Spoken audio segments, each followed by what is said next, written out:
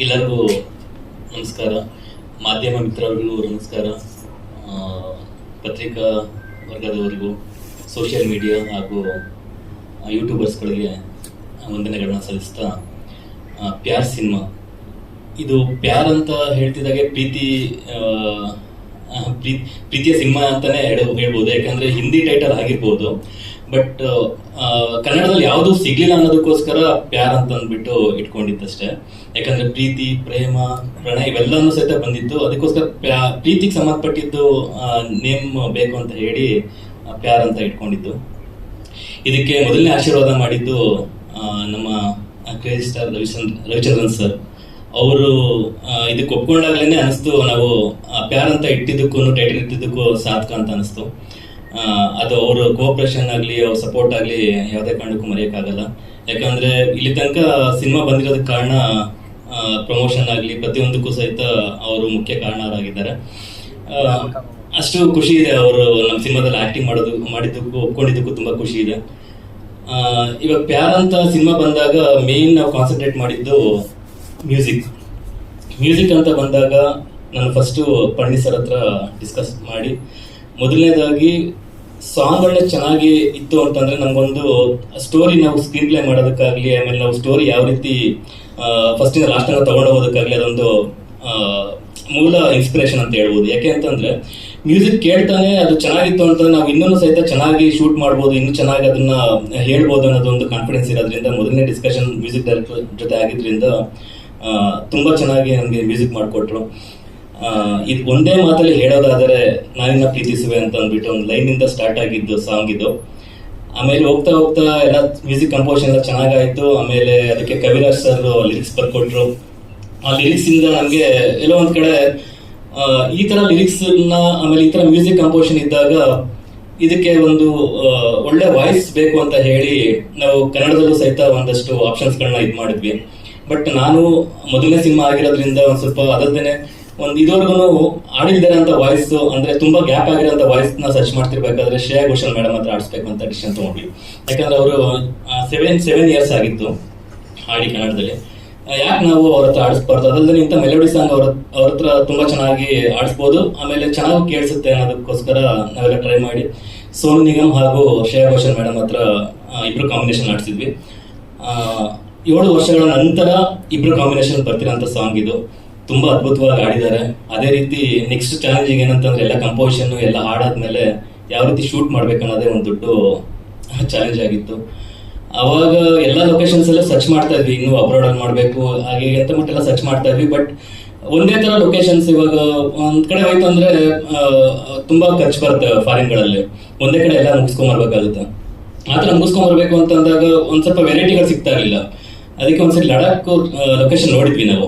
ಅಲ್ಲಿ ಒಂದಷ್ಟು ಯಾರು ಶೂಟ್ ಮಾಡಿದಿರೋ ಜಾಗಗಳಲ್ಲಿ ಶೂಟ್ ಮಾಡ್ಬೇಕು ಅಂತ ಹೇಳಿ ನಮ್ಗೆ ಅದೇ ರೀತಿ ಒಂದಷ್ಟು ಲೊಕೇಶನ್ಸ್ ಗಳು ಸಿಕ್ಕಿತ್ತು. ಆ ಲೊಕೇಶನ್ಸ್ ನೋಡಿದಾಗ ಒಂದು ಆಕ್ಚುಲಿ ಲಡಾಖ್ ಅಲ್ಲಿ ಗ್ರೀನ್ರಿ ಇರಲ್ಲ ಸಾಮಾನ್ಯವಾಗಿ.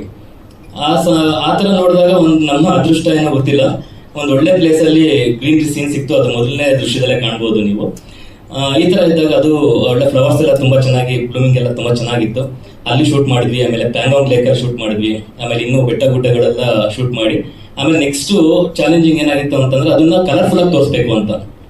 ಲಡಾಖ್ ನ ಇದುವರೆಗೂ ಎಲ್ಲರೂ ಒಂಥರ ಈ ಮರುಭೂಮಿ ತರ ತೋರಿಸಿದ್ದಾರೆ. ಆಮೇಲೆ ಒಂದ್ ಸ್ವಲ್ಪ ಟಿಂಟ್ ಯೂಸ್ ಮಾಡಿ, ಅಂದ್ರೆ ಸೇಫ್ ಆಗಿ ಟಿಂಟ್ ಇರ್ಬೋದು, ಆಮೇಲೆ ಸ್ವಲ್ಪ ಮಡ್ ಕಲರ್ ಇರ್ಬೋದು, ಆ ರೀತಿ ತೋರಿಸಿದ್ದಾರೆ. ಬಟ್ ನಮ್ ಚಾಲೆಂಜಿಂಗ್ ಏನಾಗಿತ್ತು ಅಂದ್ರೆ ರೊಮ್ಯಾಂಟಿಕ್ ಸಾಂಗ್ ನ ಆ ತರ ವಿಜುವಲ್ಸ್ ಬಂತು ಅಂದ್ರೆ ಯಾವ ರೀತಿ ಅದು ಅಪಿಯರ್ ಆಗ್ಬೋದು ಅನ್ನೋದೇ ಒಂದು ಚಾಲೆಂಜಿಂಗ್ ಆಗಿತ್ತು. ನಮ್ಮ cameraman sir KS Chandrashekar sir ಹತ್ರ ಡಿಸ್ಕಸ್ ಮಾಡಿ ಲಡಾಖ್ ನ ಇದುವರೆಗೂ ಯಾರು ತೋರಿಸಿರ್ಬಾರ್ದು ಸರ್, ಆ ರೀತಿ ತೋರ್ಸೋಣ ಅಂತ ಅಂದ್ಬಿಟ್ಟು ಹೇಳಿದಾಗ ಅವ್ರು ಒಂದೇ ಮಾತು ಹೇಳಿದ್ರು, ಇಲ್ಲ ನಿಮ್ಗೆ ಏನ್ ಕನ್ಸ್ಕೊಂಡಿದ್ದೀರಾ, ನೀವೇನ್ ಇಮ್ಯಾಜಿನ್ ಮಾಡ್ಕೊಂಡಿದ್ದೀರಾ ಅದನ್ನ ನಾನು ಸೆರೆ ಹಿಡಿತೀನಿ ಅಂತ ಅಂದ್ಬಿಟ್ಟು ಹೇಳಿ ಒಂದು ಕಾನ್ಫಿಡೆನ್ಸ್ ಕೊಟ್ರು. ಆ ಕಾನ್ಫಿಡೆನ್ಸ್ ಈ ತೆರೆ ಮೇಲೆ ಕಾಣೋದಕ್ಕೆ ಸಾಧ್ಯ ಆಗಿದೆ. ಅವ್ರಿಗೆ ತುಂಬಾ ಅಂದ್ರೆ ತುಂಬಾ ಧನ್ಯವಾದಗಳನ್ನ ಹೇಳ್ತೀನಿ. ಅವ್ರ ಕಾರಣಾಂತರಗಳಿಂದ ಅವ್ರು ಬಂದಿಲ್ಲ, ಯಾಕಂದ್ರೆ ಬೇರೆ ಶೂಟಿಂಗ್ ಇರೋದ್ರಿಂದ ಅಲ್ಲಿದ್ದಾರೆ. ಅವ್ರ ಬ್ಲೆಸ್ಸಿಂಗ್ಸ್ ಇದೆ ಅಂತ ಅನ್ಕೊಂಡಿದ್ದೀನಿ.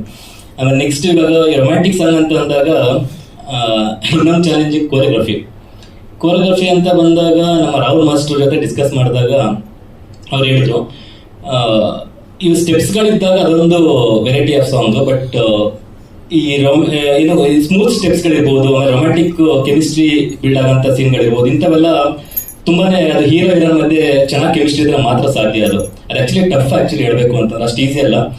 ಪ್ರಾಕ್ಟೀಸ್ ಆಲ್ಮೋಸ್ಟ್ ಒಂದು 20 to 23 ಡೇಸ್ ತನಕ ಮಾಡಿದ್ರು. ತುಂಬಾ ಚೆನ್ನಾಗಿ ಬಂತು. ಅವರು ಸಹಿತ ಕೊರಿಯೋಗ್ರಫಿ ನನಗೆ ಆಕ್ಚುಲಿ ಅವ್ರು ಪ್ರತಿಯೊಂದು ಮೂಮೆಂಟ್ಸ್ ಕೊಡ್ತಿರ್ಬೇಕಾದ್ರೆ ಮಾಡ್ತಿರ್ಬೇಕಾದ್ರೂ ಅಲ್ಲೇ ಅನಿಸ್ತಾ ಇತ್ತು ಇದೊಂದು ಬೆಸ್ಟ್ ಇದಾಗುತ್ತೆ, ರೊಮ್ಯಾಂಟಿಕ್ ಸಾಂಗ್ ಆಗುತ್ತೆ ಅನ್ನೋದೊಂದು ಕಾನ್ಫಿಡೆನ್ಸ್ ಬರ್ತಾ ಇತ್ತು. ಶ್ರೇಯಾ ಘೋಷಾಲ್ ಮೇಡಮ್ ಸಾಂಗ್ ಕೇಳಿಸುವಾಗ ಆಲ್ರೆಡಿ ಅವ್ರು ವಿಜುವಲೈಸ್ ಎಲ್ಲ ಮಾಡಿಕ್ಕಿದ್ರು, ಸರ್ ಹಿಂಗೆ ಮಾಡಬೇಕು, ಇದೇ ತರ ಮಾಡಬೇಕು, ಹಿಂಗ್ ಮಾಡೋಣ ಹಂಗೆ ಮಾಡೋಣ ಅಂತ. ಸೊ ಅದಕ್ಕೆ ಸ್ವಲ್ಪ ನಾನೊಂದು ಸ್ವಲ್ಪ ಎನ್ಕರೇಜ್ ಮಾಡಿ ಇನ್ನೊಂದು ಸ್ವಲ್ಪ ಅದು ಔಟ್ಪುಟ್ ಇಷ್ಟು ಬ್ಯೂಟಿಯಾಗಿ ಬಂತು. ಸೊ ಅದ್ರಲ್ಲೂ ನಮ್ಮ ಆರ್ಟಿಸ್ಟ್ ರಿಶ್ವಿನ್ ಸರ್ ಆಗಿರ್ಬೋದು, ರಾಶಿಕಾ ಶೆಟ್ಟಿ ಅವರಾಗಿರ್ಬೋದು. ಸೊ ಸರ್ ಹೇಳಿದಂಗೆ ಫಸ್ಟ್ ಲಾಸ್ಟ್ ಡೇ ಏನು ಶೂಟ್ ಕಂಪ್ಲೀಟ್ ಆಗಬೇಕು, ಒಂದು ಹಾಫ್ ಡೇ ಇಲ್ವೇ ಇಲ್ಲ ಅವರು, ಬಿಕಾಸ್ ಹೆಲ್ತ್ ಇಶ್ಯೂ ಆಯಿತು. ಅವ್ರ ಆಕ್ಸಿಜನ್ ಇಲ್ದಾಗೆ ರೀಸನ್ ಇಂದ ಹಾಫ್ ಡೇ ಶೂಟಿಂಗ್ ನಿಂತೋಯ್ತು. ಯಾರಿಗಾದ್ರೂ ಅನ್ಸುತ್ತೆ ನಾವು ಅಷ್ಟು ದೂರ ಹೋಗಾದ್ಮೇಲೆ ಒಂದು ಹಾಫ್ ಡೇಲಿ ಶೂಟಿಂಗ್ ನಿಂತೋಗುತ್ತೆ ಅಂತ ಅನ್ನೋದು ಅದೊಂದು ಭಯ ಇರುತ್ತೆ. ಸೊ ಅದೇ ತರ ಸಪೋರ್ಟಿವ್ ಆಗಿದ್ದು, ಡೆಡಿಕೇಶನ್ ಆಗಿದ್ದು, ಹಾಸ್ಪಿಟಲ್ಗೆ ಹೋಗಿ ಬಂದು ಮತ್ತೆ ರೀಶೂಟ್ ಮಾಡೋದು. ಸೊ ಹಾಗೆ ಚಂದ್ರಶೇಖರ್ ಸರ್ ಆಗಿರ್ಬೋದು, DOP ಅವರು, ಒಂದು ಬ್ಲಾಕ್ ಇಲ್ಲಿಂದ ಆ ಕಡೆ ಈ ಕಡೆ ಶಿಫ್ಟ್ ಮಾಡಬೇಕು ಅಂತ ಅಲ್ಲ, ಅಷ್ಟು ಹರಿ ಆಗಲ್ಲ, ಬಿಕಾಸ್ ಆಕ್ಸಿಜನ್ ಲೆವೆಲ್ ಕಡಿಮೆ ಇರೋದ್ರಿಂದ ಅಷ್ಟು ಸರಿ ಆಗಲ್ಲ. ಸೊ ಎಷ್ಟಾಗುತ್ತೆ ಅಷ್ಟು ಪುಷ್ ಮಾಡಿ ನಾವು ಸರ್ ಕೇಳಿದ್ರು ಅವಾಗ ಎಷ್ಟು ದಿವಸ ಶೂಟ್ ಆಯ್ತು ಅಂತ. ಸೊ ಕಂಪ್ಲೀಟ್ಲಿ ನಾವು ಹೇಳ್ಬೇಕಂದ್ರೆ ಒಂದು 3.5 days ಎಕ್ಸಾಕ್ಟ್ ನಾವು ಶೂಟ್ ಮಾಡಿದ್ವಿ. ಸೊ ಹಿಂಗಿರ್ಬೇಕಾದ್ರೆ ಟೀಮ್ ಎಲ್ಲರೂ ಸಪೋರ್ಟ್ ಮಾಡೋರು, ಹಾಗೆ ಕಾಸ್ಟ್ಯೂಮರ್ ಆಗಿರ್ಬೋದು, ಆರ್ಟ್ ಡಿಪಾರ್ಟ್ಮೆಂಟ್ ಆಗಿರ್ಬೋದು ಎಲ್ಲರೂ. ಸೊ ಇವಾಗ ನಾವೇನು ಈ ವಿಷನ್ ನೋಡಿದ್ವೋ, ಸೊ ಇದಕ್ಕೆ ಮೇನ್ ರೀಸನ್ ಬಂದು ನಾಗಶ್ರೀ ಮೇಡಮ್ ಅವರು ಓಕೆ ಮಾಡಿ ಇದನ್ನ ನಮ್ಗೆ ಇದು ಮಾಡಿರ್ಲಿಲ್ಲ ಅಂದ್ರೆ ಇಷ್ಟು ಔಟ್ಪುಟ್ ಬರ್ತಾ ಇರಲಿಲ್ಲ. So thank you madam, Nagashree madam. ನಿಮ್ಮ ಪಾತ್ರದ ಬಗ್ಗೆ ಎಲ್ರಿಗೂ ನಮಸ್ಕಾರ. ಈ ಸಾಂಗ್ ನನಗೆ ಸರ್ ಫಸ್ಟ್ ಟೈಮ್ ಕೇಳಿಸ್ತಾರೆ. ಈ ಸಾಂಗ್ನ ಯಾವಾಗ ಶೂಟ್ ಮಾಡ್ಬೇಕಂತಾನೆ ಅನ್ಕೊಂಡಿದ್ದೆ ಹೊರತು ಅದಿನ್ನು ಟ್ರ್ಯಾಕ್ ವಾಯ್ಸ್ ಇತ್ತು. ಸೊ ಇನ್ನು ಅದಕ್ಕೆ ಸರ್ ಹೇಳಿದ್ರು ಸೋನು ನಿಗಮ್ ಮಾಡಬೇಕು, ಶ್ರೇಯಾ ಘೋಷಾಲ್ ಬೇಡ ಮಾಡಬೇಕು ಅಂತ.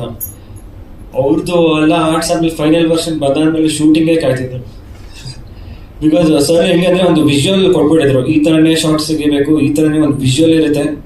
ಸೊ ಈ ಥರ ಶೂಟ್ ಮಾಡಿದ್ರೆ ಒಂದು it be a visual treat ಅಂತ. ಸೊ ಸಾಂಗ್ ಹಂಗೆ ಬಂದಿದೆ. ಸೊ ಈ ಸಾಂಗ್ ಸಕ್ಸಸ್ಗೆ ಎಲ್ಲ ಆಡಿಯನ್ಸ್ಗೆ ನೋಡಿ ಖುಷಿ ಪಟ್ಟಿರೋರಿಗೆ ಎಲ್ಲರಿಗೂ ಥ್ಯಾಂಕ್ಸ್ ಹೇಳ್ತೀನಿ. ತುಂಬ ಥ್ಯಾಂಕ್ಸ್.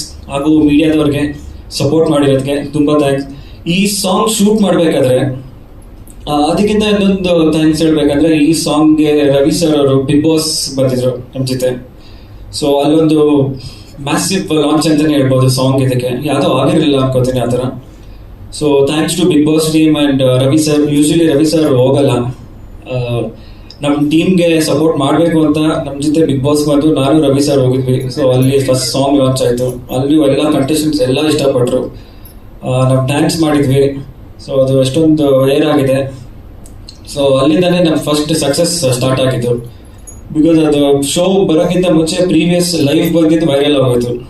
ಯಾವುದೋ ಒಂದು ಮೂವಿ ಟೀಮ್ ಬಂದಿದೆ, ಈ ಸಾಂಗ್ ಪ್ಲೇ ಆಗಿದೆ ಅಂತ. ಸೊ ಅವತ್ತು ನಾವು ಲಾಂಚ್ ಮಾಡಿದ್ವಿ. ಅಲ್ಲಿಂದ ಅದು ಐ ಥಿಂಕ್ ಒಂದು ಒಳ್ಳೆ ಓಪನಿಂಗ್ ತಗೋತು ಕರ್ನಾಟಕದಲ್ಲಿ ಒಬ್ರು ಹೊಸ ತಂಡಕ್ಕೆ. Thank you so much Ravi sir and Bigg Boss team. ಈ ಸಾಂಗ್ ಶೂಟ್ ಮಾಡಬೇಕಾದ್ರೆ ಲಡಾಖ್ ಹಾಗೆ ಸರ್ ಹೇಳಿದಾಗೆ ತುಂಬಾ ಹೈ ಆಲ್ಟಿಟ್ಯೂಡ್ಸ್, 14,000 feet ಇಂದ ನಾವು ಸ್ಟಾರ್ಟ್ ಮಾಡಿದ್ವಿ. 17,000 feet ತನಕ ಶೂಟ್ ಮಾಡಿದ್ದೀವಿ. ಸೊ ಅಲ್ಲಿ ನಮ್ಮ ಮೈಂಡಲ್ಲಿ ಇದ್ದಿದ್ದು ಒಂದೇ, ಆಕ್ಸಿಜನ್ ಪ್ರಾಬ್ಲಮ್ ಅಂತ ಹೇಳ್ತಿದ್ರು, ಮಾಡ್ತಿದ್ರು. ಸೊ ಅದಕ್ಕೆ ಏನೇನು ಬೇಕೋ ಅದು ನೆಸೆಸರಿ ಪ್ರಿಕಾಷನ್ಸ್ ತೊಗೊಂಡಿದ್ವಿ. ಬಟ್ ಅದು ನನಗೆ ಫಸ್ಟ್ ಡೇ ಆದಮೇಲೆ ಗೊತ್ತಾಗಿದ್ದು, ಅಲ್ಲಿ ಇರೋ ಲೋಕಲ್ಸ್ ಹೇಳ್ತಾರಲ್ಲ, ಐ ಮೀನ್ ನಮ್ಮ ಮೂವಿ ಡಿಪಾರ್ಟ್ಮೆಂಟ್ ಟೀಮ್, ಅಲ್ಲಿರೋ ಟೀಮ್ ಅವರು ಅಲ್ಲಿ ಸ್ಲೋ ವಾಕ್ ಪ್ರಿಫರ್ ಮಾಡೋದು, ಸ್ಲೋ ವಾಕ್ ಮಾಡಬೇಕು ಅಂತ, ಎಸ್ಪೆಷಲಿ ಪ್ಯಾಂಗಾಂಗ್ ಲೇಕ್ ಇದರಲ್ಲಿ. ನಾನು ಬೆಳಗ್ಗೆಯಿಂದ ಸಾಯಂಕಾಲ ತನಕ ಓಡೇ ಬಿಟ್ಟಿದ್ದೀನಿ ಫುಲ್ಲು ನಾನ್ ಸ್ಟಾಪ್ ಆಗಿ. ಅಂದರೆ ಅದು ಮಧ್ಯೆ ಬ್ರೇಕ್ ತೊಗೊಂಡು ರಿಕವರ್ ಆಗಿ ಇದು ಮಾಡ್ತಿದ್ದೆ. ಸೊ ಅಲ್ಲಿ ಶೂಟ್ ಮಾಡ್ಬೇಕಾದ್ರೆ ನನಗೆ ಏನು ಅನಿಸಿಲ್ಲ. ನನಗೆ ಇದ್ದಿದ್ದು ಒಂದೇ ಮೈಂಡು, ಡೈರೆಕ್ಟರ್ ವಿಷನ್ ಮತ್ತು ರಾಹುಲ್ ಮಾಸ್ಟರ್ ವಿಷನ್ ಅದು ತಲೆ ಮೇಲೆ ಬರಲೇಬೇಕು. ಇವಾಗ ನಾವು ಸುಸ್ತಾಗಿ ತೋರಿಸಿ ಇದು ಮಾಡಿದ್ರೆ ಅದು ಆಗಲ್ಲ. ಹಾಗೆ ರಾಶಿಕಾ ಶೆಟ್ಟಿ ಅವರು ಅಷ್ಟೇ, ಅವರು ಹಾಗೆ ಹೇಳ್ದಂಗೆ ಹಾಸ್ಪಿಟ್ಲಿಗೆ ಹೋಗಿ ಬಂದಾದ್ಮೇಲೂ ಇಲ್ಲ ಶೂಟ್ ಮಾಡಲೇಬೇಕು ಅಂತ ಬಂದಿದ್ರು. ಅದು ಒಂದು ಸ್ವಲ್ಪ ಚಾಲೆಂಜಿಂಗ್. ಬಿಕಾಸ್ ಅಲ್ಲಿ ಬೇರೆ ಮೂವಿ ಮಾಡಿದವರೆಲ್ಲ ಯೂಶಲಿ 2 schedules ಮಾಡ್ತಾರಂತೆ, ಒಂದು ಬೆಳಗ್ಗೆ ಈವ್ನಿಂಗ್, ಮಧ್ಯಾಹ್ನ ಶೂಟ್ ಮಾಡಕ್ ಹೋಗಲ್ಲ. Because oxygen main reason. ಹಾಗೂ ರಾಹುಲ್ ಮಾಸ್ಟರ್ಗೆ ತುಂಬಾ ಥ್ಯಾಂಕ್ಸ್ ಹೇಳ್ಬೇಕು. ನಾವು ಸಾಂಗ್ ಇಂಥ ಪ್ರೀವಿಯಸ್ 20 days ಆಲ್ಮೋಸ್ಟ್ ಪ್ರಾಕ್ಟೀಸ್ ಮಾಡಿದ್ದೇವೆ.